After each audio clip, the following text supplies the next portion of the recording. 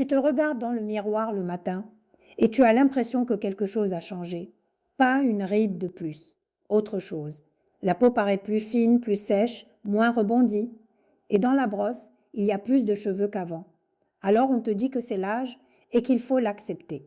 Ce n'est pas faux, mais c'est terriblement incomplet. Parce que ce qui se joue à ce moment-là n'est pas seulement une affaire de bougies sur un gâteau, c'est une affaire d'hormones et c'est documenté depuis les années 80. Aujourd'hui, on va regarder ce que la science dit vraiment de ta peau, de tes cheveux et de ton collagène à la ménopause. Et je vais faire quelque chose qu'on ne fait presque jamais. Je vais te montrer d'où sort le chiffre que tout Internet répète sur le collagène et pourquoi il ne figure dans aucune étude. Ensuite, on regardera ce qui marche vraiment, preuve à l'appui, sans peur, sans culpabilité et sans rien inventer. D'abord, le mécanisme. Pourquoi ta peau serait-elle concernée par une hormone qu'on associe aux ovaires? Parce que ta peau est un organe hormonal. Une revue de référence publiée en 2013 fait le tour de la question. Les récepteurs aux estrogènes sont présents dans presque toutes les structures de la peau. Les kératinocytes qui forment la surface, les fibroblastes qui fabriquent le collagène, les mélanocytes qui gèrent la pigmentation, les follicules pileux et les glandes sébacées qui produisent le film gras protecteur. Une autre revue décrit en plus le rôle des glycosaminoglycanes, ces molécules capables de retenir l'eau et de donner à la peau son rebond. Leur production dépend aussi des estrogènes. Donc quand l'estradiol chute, ce n'est pas une seule fonction qui est touchée, mais plusieurs à la fois. Le collagène, la rétention d'eau, le sébum, la vascularisation et la repousse du cheveu. Ta peau ne t'abandonne pas, elle perd un signal. Venons-en au fameux chiffre. Tu l'as forcément croisé. La femme perdrait 30% de son collagène dans les 5 premières années de la ménopause. On le lit partout, sur les sites de compléments, dans les magazines, dans les publicités. J'ai voulu remonter à la source. Et voilà ce que j'ai trouvé. Ce chiffre n'apparaît tel quel dans aucune publication d'origine. Ce qui existe réellement, ce sont les travaux de l'équipe de Brinca dans les années 80. En 1983, dans le British Medical Journal, cette équipe compare 26 femmes ménopausées traitées par hormones à 29 femmes non traitées. Les traitées avaient un contenu cutané en collagène supérieur d'environ 48%. Mais attention, c'est une comparaison entre deux groupes à un instant donné. Ce n'est pas une perte mesurée dans le temps. Puis en 1987, la même équipe estime un déclin d'environ 1 à 2% par an après la ménopause. Voilà la vraie donnée. 1 à 2% par an. Si tu fais le calcul sur 5 ans, tu arrives entre 5 et 10%, pas 30. Le 30% est une extrapolation, reprise de revue en revue jusqu'à devenir un fait. Alors pourquoi j'insiste? Parce qu'un chiffre gonflé sert surtout à te vendre quelque chose et parce que la réalité documentée est déjà bien assez intéressante. Une étude italienne de 1999 portant sur 32 biopsies cutanées montre que le collagène de type 1 et de type 3 est significativement plus bas après la ménopause et qu'il est inversement corrélé au nombre d'années écoulées depuis les dernières règles. Autrement dit, ce n'est pas ton âge qui prédit le mieux l'état de ton collagène, c'est le temps passé depuis ta ménopause. Ajoutons l'honnêteté qui manque partout. Ces études portent sur quelques dizaines de femmes avec les méthodes des années 80. L'ordre de grandeur est crédible. La précision au pourcent près, non. Ce déclin a des traductions mesurables. En 1985, une étude britannique s'intéresse à l'épaisseur de la peau. Le résultat le plus frappant n'est pas l'épaisseur, c'est que chez les femmes non traitées, le collagène décline en fonction de l'âge ménopausique et non de l'âge chronologique. Deux femmes de 55 ans, l'une ménopausée depuis 2 ans, l'autre depuis 12, ne sont pas au même endroit. Une étude japonaise de 2004 retrouve la même logique sur l'élasticité mesurée de la peau. Concrètement, ça donne quoi? Une peau plus fine et plus fragile qui marque plus vite. Une sécheresse nouvelle, y compris là où tu n'en avais jamais eu. Des bleus pour un rien. Et une cicatrisation plus lente. Sur ce point, un essai randomisé de 1999 a montré que l'estrogène appliqué localement accélérait la cicatrisation chez des personnes âgées. Retiens bien le mot cicatrisation, pas ride, on y reviendra.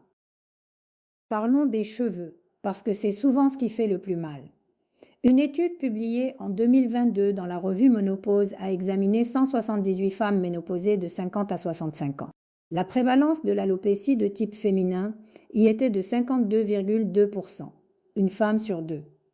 Si tu as l'impression d'être seule avec ta raie qui s'élargit, tu ne l'es pas du tout.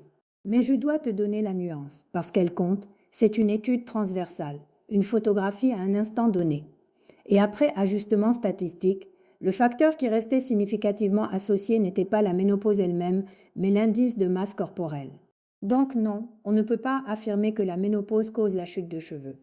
Ce qui est documenté par ailleurs depuis une étude britannique de 2001, c'est que la densité et le diamètre du cheveu diminuent avec l'âge chez la femme. Les cheveux ne tombent pas seulement, chacun devient plus fin. Alors qu'est-ce qui marche pour les cheveux? Ici, on a de la chance. Il existe une revue Cochrane, c'est-à-dire le plus haut niveau de synthèse méthodologique publiée en 2016 et consacrée à l'alopécie de type féminin. Sa conclusion, le minoxidil en application locale augmente le nombre de cheveux par rapport au placebo, avec un niveau de preuve jugé modéré. Ce n'est pas un miracle, c'est une efficacité réelle et mesurée. Un essai randomisé de 2011 montre par ailleurs que la mousse à 5% une fois par jour n'est pas inférieure à la solution à 2% appliquée 2 fois par jour. Plus simple, donc mieux suivi dans la durée. Deux précautions honnêtes. D'abord, l'effet s'entretient. À l'arrêt, le bénéfice se perd. Ensuite, avant de te lancer seul, parle-en à un médecin parce qu'une chute de cheveux peut avoir d'autres causes qui méritent d'être cherchées. Passons à la peau et à la question qui compte vraiment. Qu'est-ce qui est réellement démontré? Il n'y a pas 36 réponses. Et la première va peut-être te décevoir par sa banalité. C'est la protection solaire quotidienne. Pourquoi je la mets en tête? Parce que c'est la seule mesure anti-âge cutané qui repose sur un véritable essai randomisé de longue durée. Il s'agit de l'essai australien de Nambour, publié en 2013 dans les Annals of Internal Medicine. Des adultes ont été répartis au hasard entre application quotidienne de crème solaire et usage libre, puis suivis pendant 4 ans et demi. Le vieillissement cutané a été mesuré objectivement par microtopographie de la peau et non par une impression. Résultat, le groupe qui appliquait sa crème tous les jours a présenté significativement moins de vieillissement cutané. Tous les jours, ça veut dire aussi en hiver, aussi au bureau, aussi quand le ciel est gris. Ce n'est pas glamour, ça ne coûte pas cher, et c'est ce qui a le plus de preuves derrière lui. Deuxième mesure démontrée, les rétinoïdes appliqués sur la peau. Là aussi, on est sur du solide et de l'ancien. En 1988, un essai randomisé en double aveugle publié dans le Journal of the American Medical Association montre que la trétinoïne locale améliore la peau photovieillie par rapport à son véhicule. Mais l'étude que je préfère est celle de 1995, parce qu'elle est très pratique. Elle compare deux concentrations de trétinoïne, 0,025% et 0,1%. L'amélioration est comparable entre les deux. En revanche, la concentration forte irrite nettement plus. Traduction pour toi, plus fort ne veut pas dire mieux. Commence bas, espace les applications 1 à 2 fois par semaine au début, puis augmente lentement. Ces produits demandent un avis médical ou pharmaceutique selon les pays, et ils rendent la peau plus sensible au soleil, ce qui nous ramène au point précédent. Troisième levier, et celui-là ne coûte rien, le tabac. Une étude coréenne de 2002 a comparé des répliques de peau du visage analysées par ordinateur et retrouve un ridage prématuré associé au tabagisme. Une autre étude va dans le même sens en population âgée. Je dois être précise sur ce que ça signifie. Ce sont des études observationnelles. On ne tire pas au sort des femmes pour les faire fumer pendant 20 ans. Ça ne serait évidemment pas éthique. Il reste donc des facteurs de confusion possibles, comme l'exposition au soleil ou le mode de vie. Mais l'association est forte, retrouvée dans plusieurs populations et cohérente avec la biologie. La fumée génère un stress oxydatif et active les enzymes qui dégradent le collagène.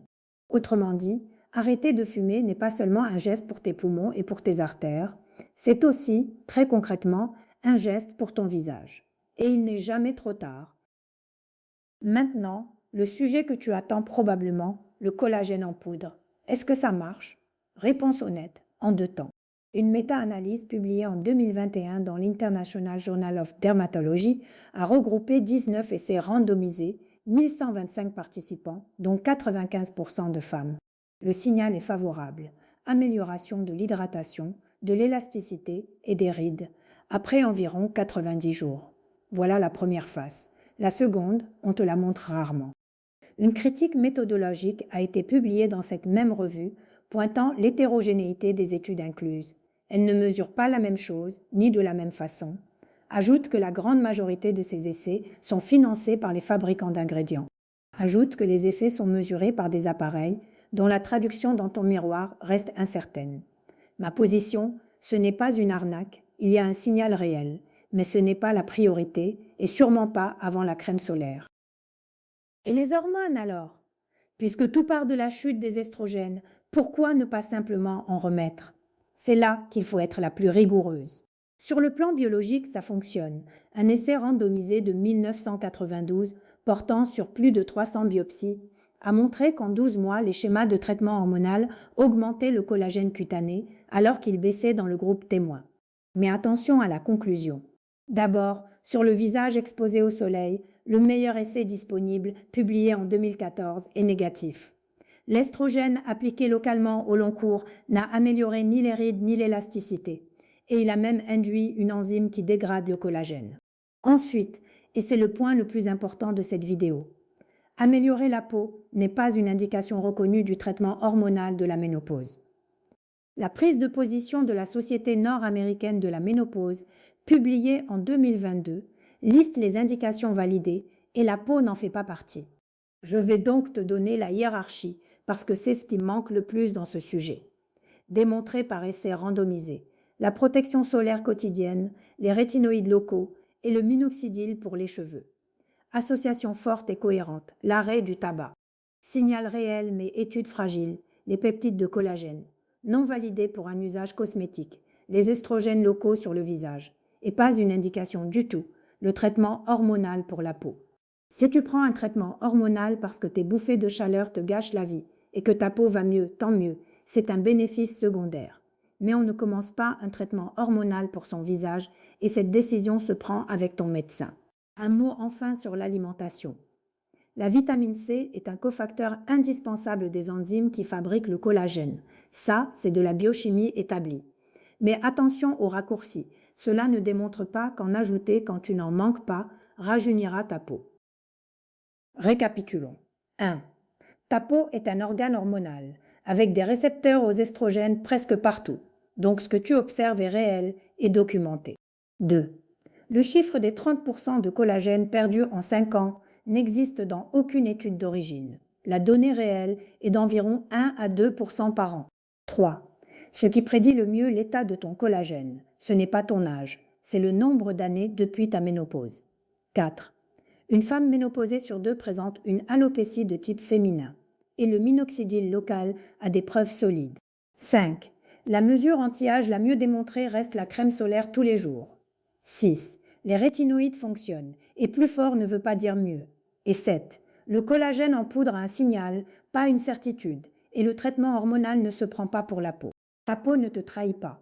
Elle change, comme le reste de toi, et elle mérite des soins choisis avec des preuves plutôt qu'avec de la peur.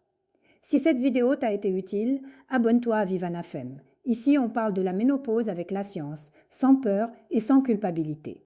Prends soin